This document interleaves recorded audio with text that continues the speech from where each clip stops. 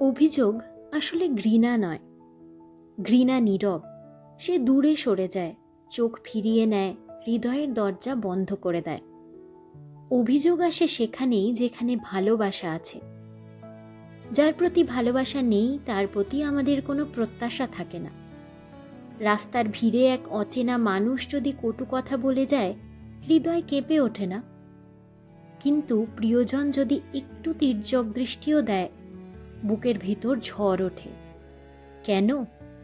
কারণ আমরা চাই সে আমাদের বুঝুক, আমাদের অনুভব করুক, আমাদের সাথে সমান তালে চলুক। অভিযোগ তাই এক রকমের আকুলতা, একটি ব্যথা, কিন্তু ব্যথার গর্ভে জন্ম নেয় গভীর মমতা। যেমন আকাশে মেঘ জমে না থাকলে বৃষ্টি নামে না, তেমনি হৃদয়ে ভালোবাসা না থাকলেও অভিযোগও জন্ম নেয় না। অভিযোগ মানে আমি তোমাকে হারাতে চাই না। অভিযোগ মানে আমি এখনো তোমার হাত ধরে আছি। অভিযোগ মানে আমার ভালোবাসা এখনো প্রবল, এতটাই প্রবল যে তোমার একটুখানি অবহেলাও আমাকে ছিন্ন ভিন্ন করে দেয়। যার প্রতি ভালোবাসা যত বেশি, তার প্রতি অভিযোগও তত গভীর। অভিযোগ আসলে সম্পর্ক ভাঙে না, বরং সম্পর্ককে নতুন করে গড়ার আহ্বান দেয়। এটি এক অদৃশ্য সেতু, যেখানে অভিমান আর ভালোবাসা পাশাপাশি দাঁড়িয়ে থাকে। একজন বলে, তুমি আমাকে কষ্ট দিয়েছ, আর একজন ফিসফিস করে বলে, তবু আমি তোমাকেই চাই।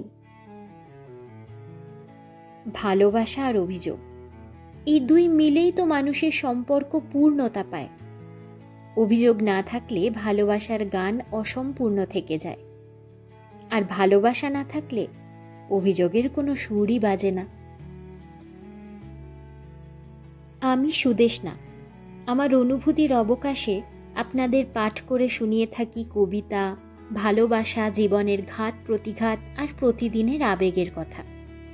এতক্ষণ শুনলেন অভিযোগের আকাশ, আমার নিজের কলমে লেখা। যদি আমার এই পাঠ আপনাদের ভালো লেগে থাকে, তাহলে ভিডিওটিকে লাইক ও শেয়ার করবেন, আর অবশ্যই চ্যানেলটি সাবস্ক্রাইব করে পাশে থাকা বেল আইকনটি প্রেস করে দেবেন, যাতে নতুন ভিডিওর নোটিফিকেশন সবার আগে পৌঁছে যায় আপনাদের কাছে।